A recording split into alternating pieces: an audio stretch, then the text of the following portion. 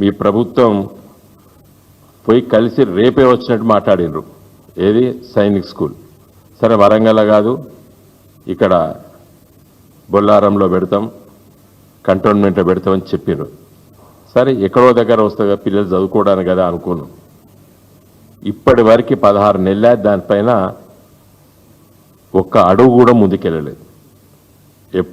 ఎప్పుడైతే కేసీఆర్ గారు లేఖ రాసినరో ఆ లేఖ తర్వాత మళ్ళీ ఇంతవరకు ఈ రాష్ట్ర ప్రభుత్వం తరఫున ఒక్క అడుగు కూడా ముందుకెళ్ళలేదు. ఈ 16 నెలల లోపట సైనిక్ స్కూల్ విషయం లోపట. పైపెచ్చు ఏమైందంటే ఉన్నది పోయింది, ఆఖరికి ఇదివరకు ఉన్నటువంటి అవకాశాలు కూడా పోయినాయి మన పిల్లలకి. ఏంది, నిన్న group captain ministry of defence Sainik school Korukonda అంటే ప్రిన్సిపాల్ అనుకోండి, ఆయన ఏం రాస్తాడు, ప్రెస్ రిలీజ్ చేస్తాడు.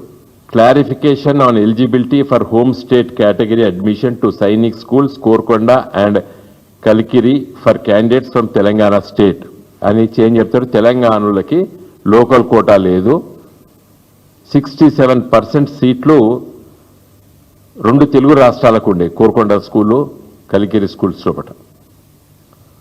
అంటే 100కి 67 సీట్లు మన ఈ 2 రాష్ట్రాల పిల్లలకు ఉండే.